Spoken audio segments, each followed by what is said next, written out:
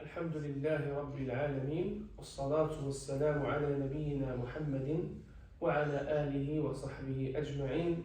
All praise due to Allah subhanahu wa ta'ala, the Lord of the heavens and the earth, the maker, the controller of this universe, the one and only who deserves to be worshipped, and peace and blessings upon our beloved messenger Muhammad sallallahu alayhi wa alihi wa sallam. So my dear brothers and sisters, today we're talking about the Sunnah.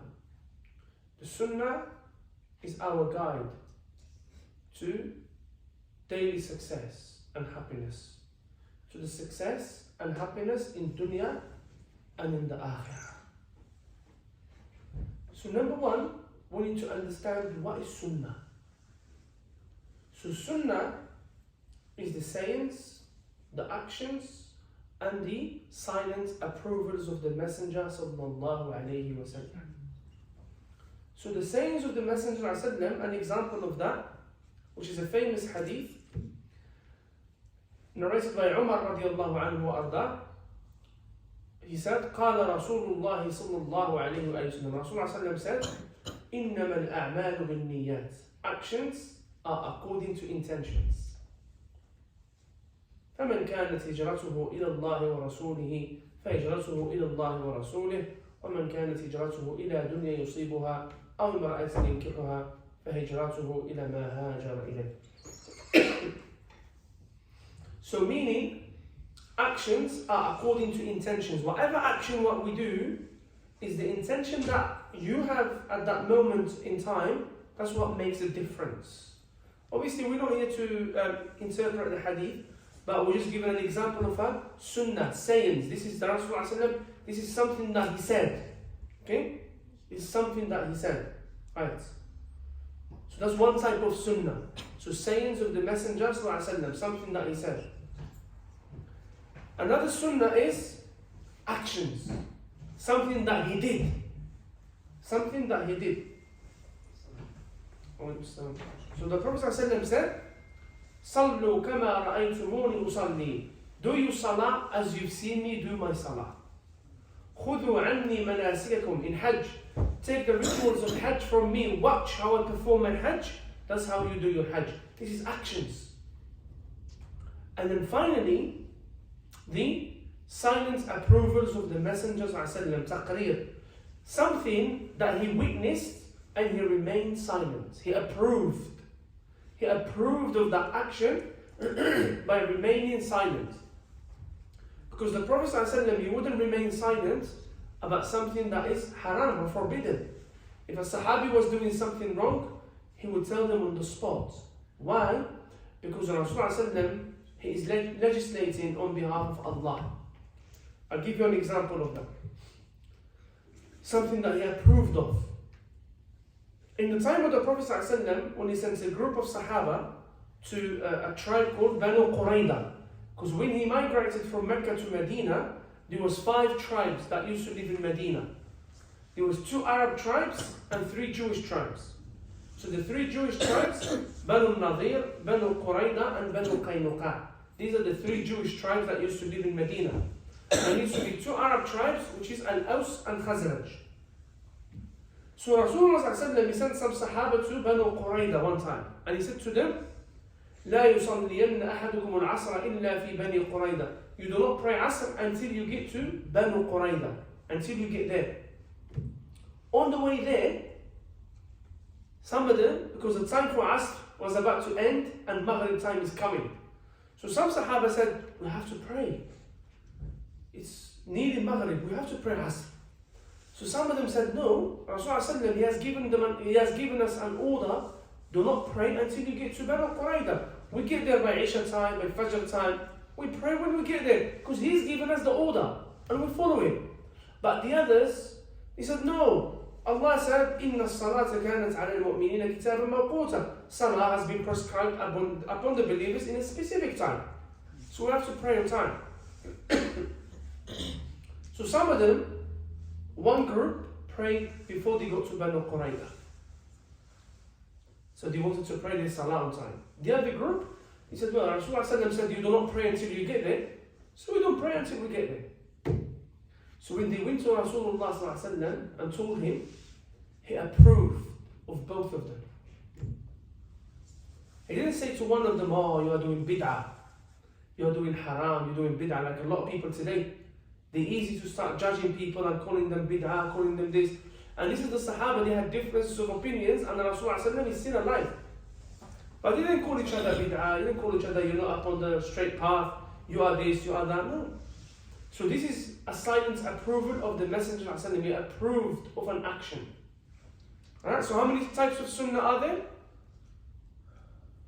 Have we mentioned so far? Three. What's the first one? Saying. Yeah, sayings of Rasulullah. What's the second one? Actions. Actions. And the third one? The approvals. Yes, the silent approvals of the Messenger. There is a fourth one, obviously, but that is about the description of Rasulullah, like his physical appearances and everything. That's about his description. But we're talking about, we're mentioning these three now. Right, okay, so sunnah, sayings, actions, and silent approvals of the Messenger sallallahu alayhi wasallam. Now, why? Why do we need sunnah? Because Quran is the perfect words of Allah subhanahu wa ta'ala, and somebody could say Quran is more than enough. Why do I need to look at sunnah or anything else if I have the Quran, the words of Allah? Right. Let me explain, my brothers and sisters, so you understand, so you have a good foundation or foundational understanding of our deen, of our religion. Because these are the basic foundations of Islam that we need to understand, all of us. Allah subhanahu wa ta'ala in the Quran, He said, وَأَقِيمُوا الصَّلَاةِ, establish salah. Salah is one of the pillars of Islam. But you can read Quran from cover to cover, you're not going to find in the Quran how to perform salah. You're not going to find in the Quran how many rak'ats is Dhuhr and Fajr or Isha or Maghrib. You're not going to find it. You read Quran cover to cover, you're not going to find it. So Sunnah explains the Quran to us. So without Sunnah, we will not even understand the Quran. Without Sunnah, we wouldn't even know how to worship Allah. We wouldn't know how to be Muslims. That's why I said the hadith of the Prophet, which is actions. Sallu kama ra'aytumuni usalli. Pray as you've seen me pray. Do your salah as you've seen me do my salah. That's how we've learned. The Sahaba watched Rasulullah. Jibreel alayhi salam came to Rasulullah and he was teaching him how to pray. And then Rasulullah he taught the Sahaba how to pray. And that's how we pray today.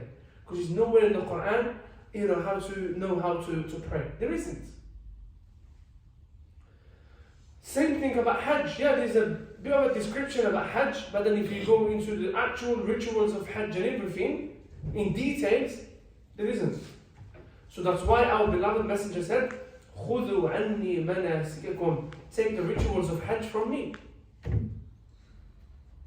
That's number one. Number two, Allah the Almighty subhanahu wa ta'ala, He said, وَمَا يَنْتِقُ عَنِ الْهَوَىٰ إِنْ هُوَ إِلَّا وَحْيٌ يُوحَىٰ in Surah Al-Najm. He does not speak from His own mind. He does not speak from His own inclinations. It is a revelation given to Him. Alright? So whatever the Messenger ﷺ came with is wahy, is revelation.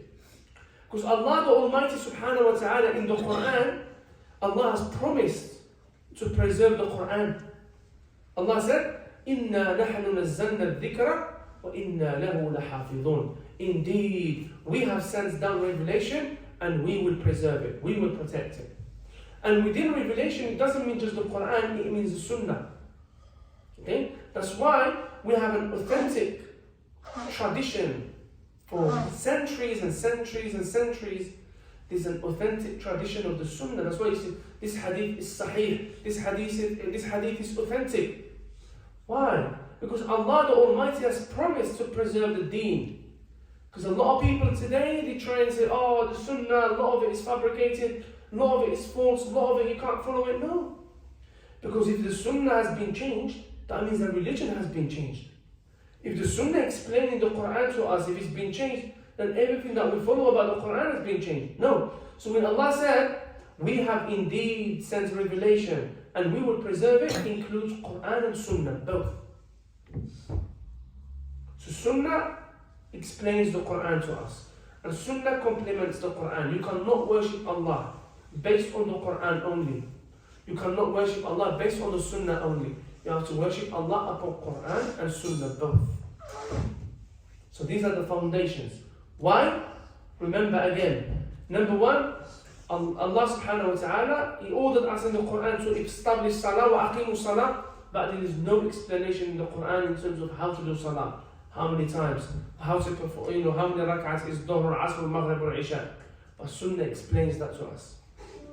Were the rules of salah passed down? Because if it's not in the Quran, how would we know right now how it's interpreted? Good question, but that's what I was trying to say. So we know through the Sunnah of Rasulullah, through the Hadith of the Prophet, that's how we know how to pray today. So the Sahaba have narrated to us how Rasulullah used to pray, and that's how we know today. It's through the Hadith, the authentic narrations of Rasulullah sallallahu alaihi wasallam. That's why you find a lot of authentic books of Hadith. Who can give us some names of authentic books of Hadith?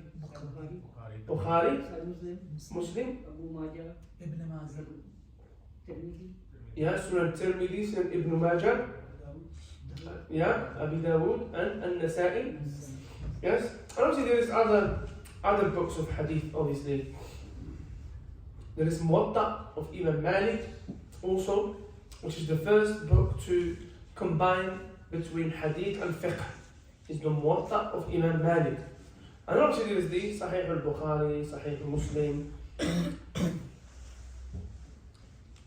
And there's like I said, it's a long tradition of narrations of Rasulullah, and even within the Hadith, I'm just going to touch on this quickly, because this is not an academic session, but even within the Hadith, there is the sanad and matn, there is the chain, yeah, and there is the matn, the text. So there is a chain of narrators. So making sure that all the narrators, they meet the criteria. And the scholars of Hadith, like Imam Bukhari, for example, Imam Muslim, they set the criteria. How do we take the Hadith from this person or that person? It wasn't just a random thing that anyone that can just come and claim that he heard it from Rasulullah. No. Excuse me, there is a chain of narrators. And there is a criteria. And there is a matn, the text. Hadith, if you change even one haraka, one vowel, that's not hadith. You can't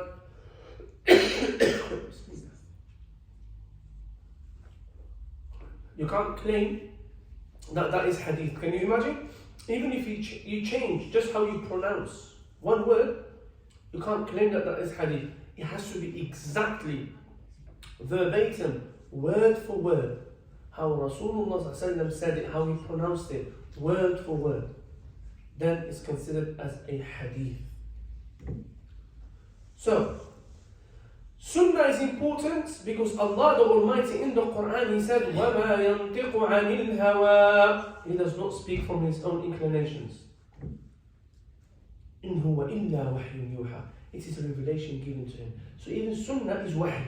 Sunnah is a revelation in a different way from Allah to His Messenger sallallahu alayhi wa sallam. So therefore, Sunnah is important. Sunnah and Quran, they go together. Sunnah also is a source of legislation. Because how do we legislate? Number one, Quran is the first source of legislation, is the Quran. Because Allah is the legislator. And then what's the second? Is Sunnah. How Sunnah is a source of legislation? Allah the Almighty in the Quran, He said, وَأَطِيعُوا اللَّهَ وَأَطِيعُوا الرَّسُولِ. Obey Allah and obey the Messenger. Allah subhanahu wa ta'ala said, وَمَا أَتَاكُمُ الرَّسُولُ فَخُذُوهُ وَمَا نَهَاكُمْ عَنْهُ فَانْتَهُوا. Whatever the Messenger has brought to you, follow it, take it. And whatever He has forbidden for you, stay away from it. So Allah has ordered us in the Quran to follow the Messenger, to obey the Messenger. Allah said, if you obey the messenger, you have obeyed Allah subhanahu wa ta'ala. As Allah in the Quran, upon the tongue of His messenger, He said, قُلْ إِن كُنْتُمْ تُحِبُّونَ اللَّهَ فَاتَّبِعُونِي يُحْبِبْكُمُ اللَّهِ. Saying, if you truly, or if you claim that you truly love Allah, follow me, and Allah will love you in return. If you truly claim that you love Allah, follow me. Meaning, follow Muhammad, and Allah will love you in return. Because Muhammad, he came to teach, to educate, to show people the straight path. So therefore, Sunnah, we cannot worship Allah with Quran only. You must have Sunnah, Quran and the Sunnah of Rasulullah. That's the only way how you're going to understand how to worship Allah, how to connect with Allah, and how to practice your religion, and how to be a Muslim, and how to be a human being, how Allah wants you to be, an insan, a pure human being, a righteous and pious human being. So again, how many types of Sunnah are there? 3. We're going to give me the first one. Yeah? So the sayings of Rasulullah sallallahu alaihi wasallam. We're going to give me an example of a hadith. Well, I mentioned some to you.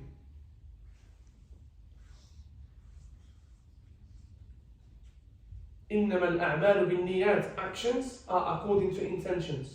So this is a saying of Rasulullah.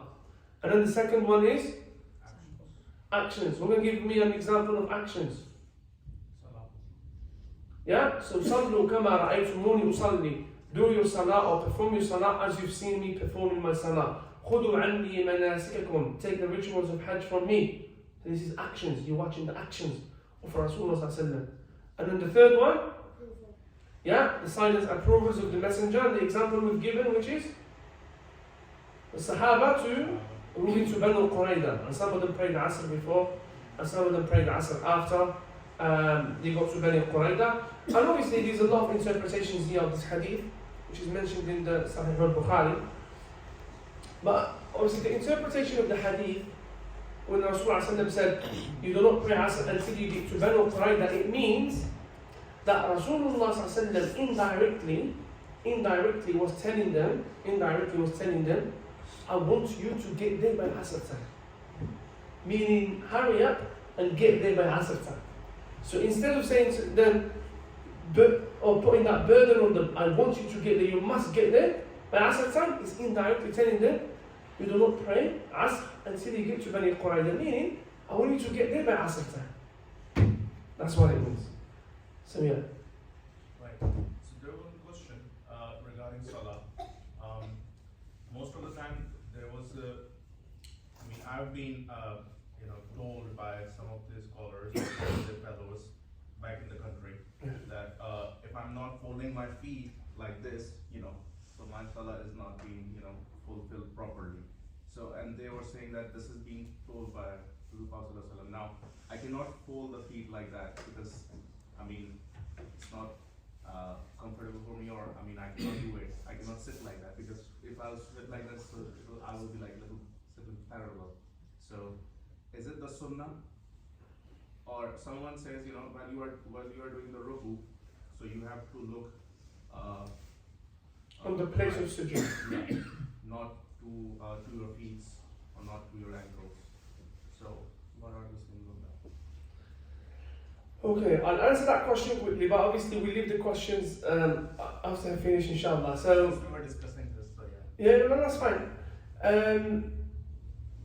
It's a good question, because obviously we're talking about the Sunnah, and we're giving examples of Salah. Yeah, Allah said, وَأَقِيمُوا الصَّلَاةَ, establish Salah, but there is nowhere in the Quran.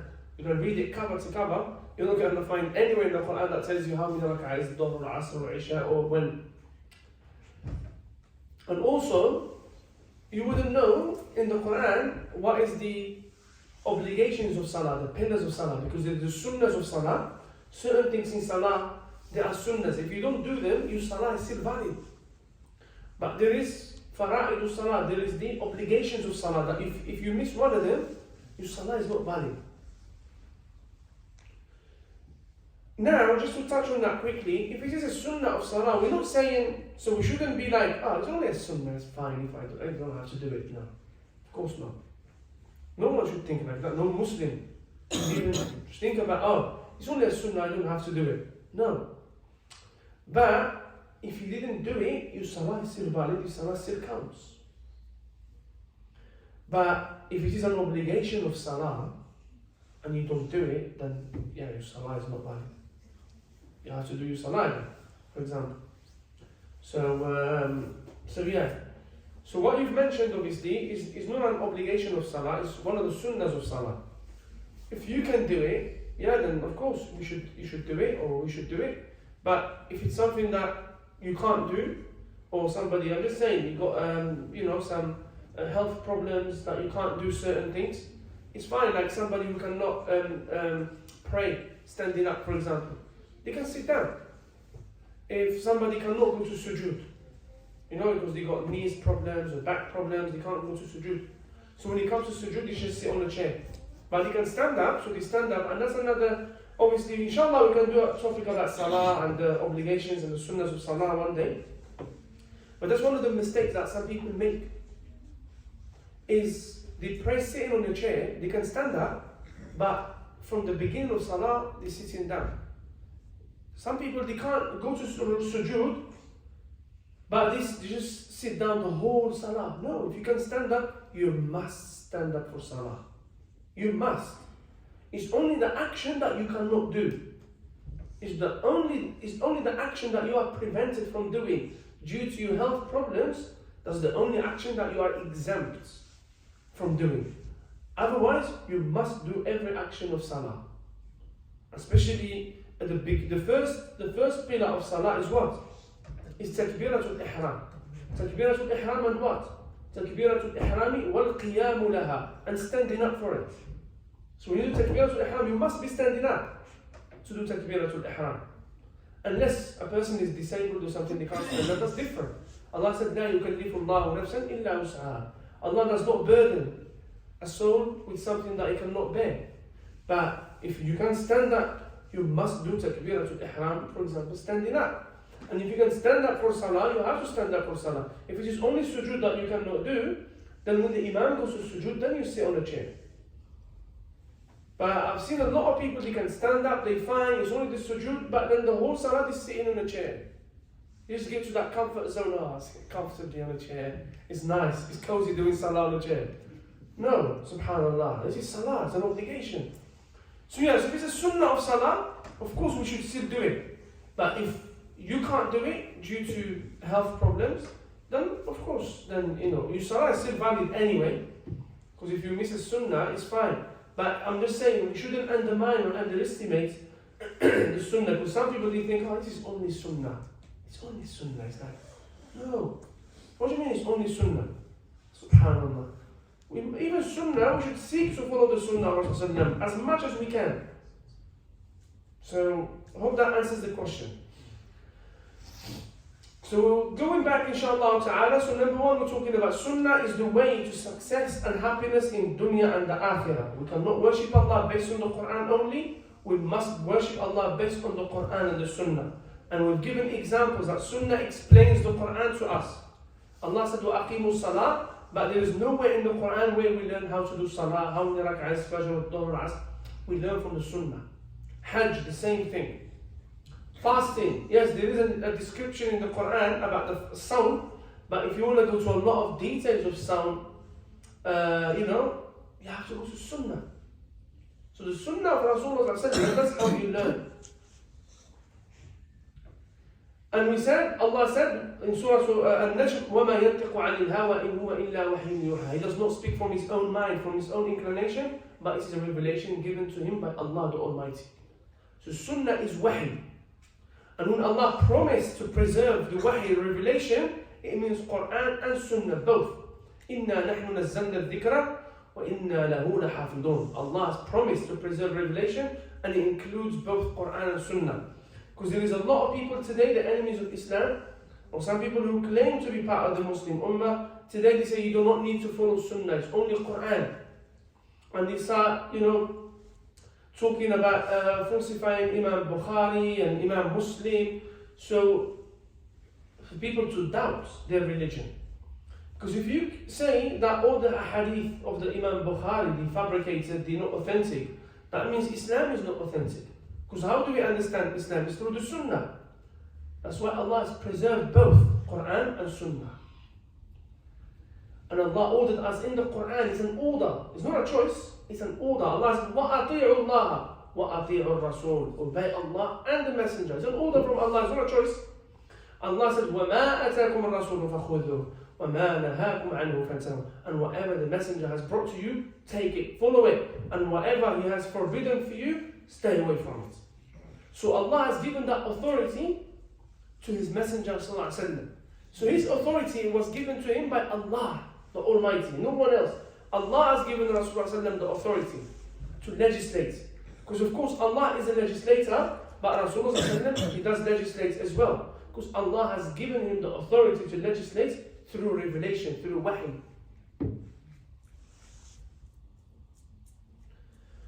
And also Sunnah, and we can include with the Sunnah the seerah, the way of the Prophet ﷺ, the method of Rasulullah, the way of Rasulullah ﷺ, the path of Rasulullah ﷺ.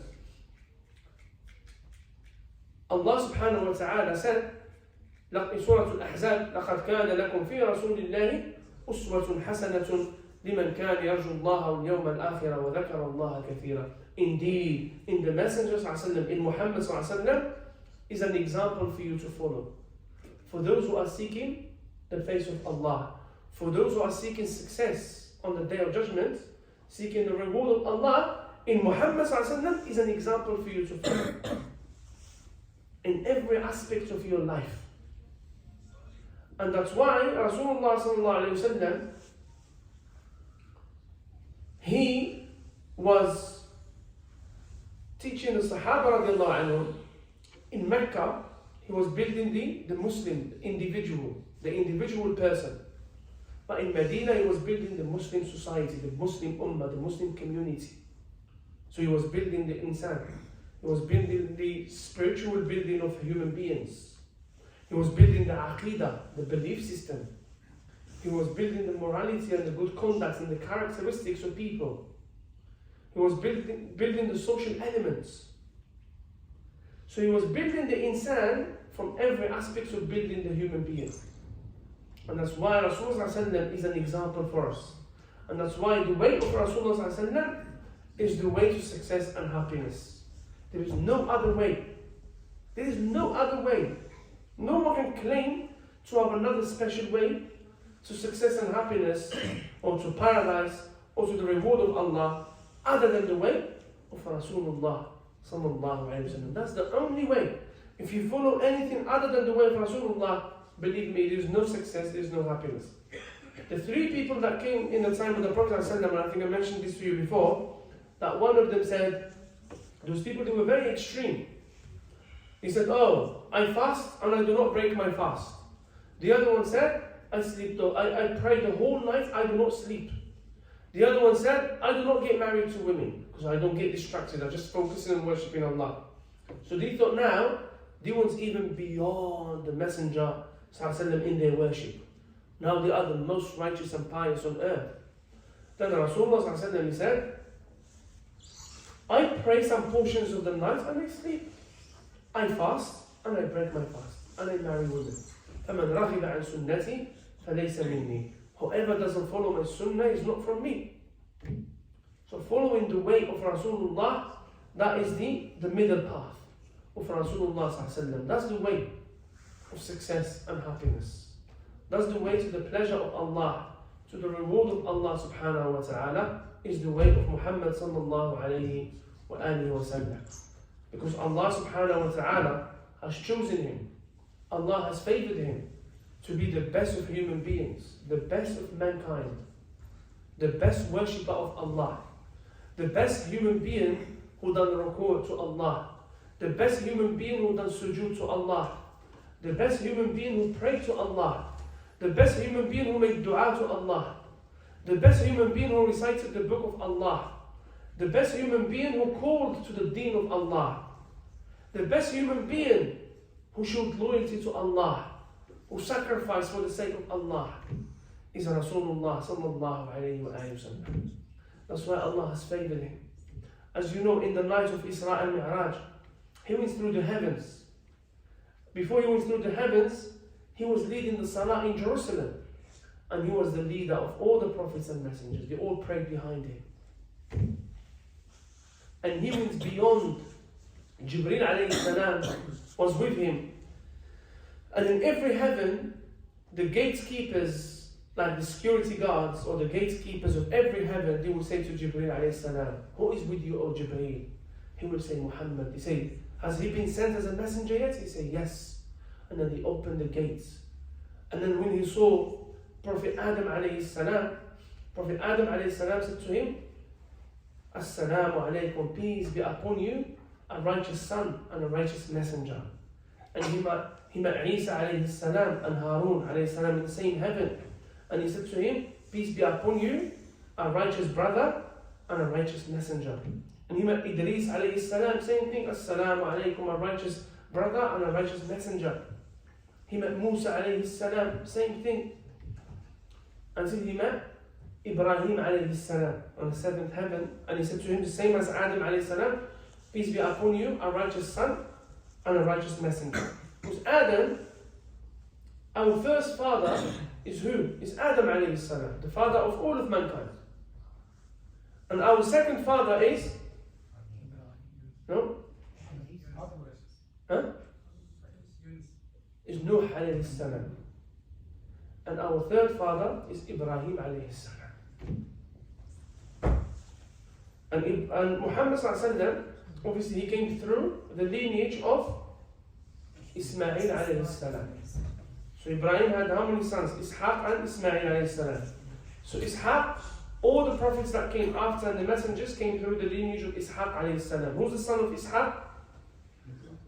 Yaqub alayhi salam. And the son of Yaqub is Yusuf alayhi salam. But the Prophet ﷺ came from the lineage of Ismail alayhi salam. And that's why Ismail, the nickname of the Ibrahim alayhi salam is Abu al-Anbiya, the father of the prophets.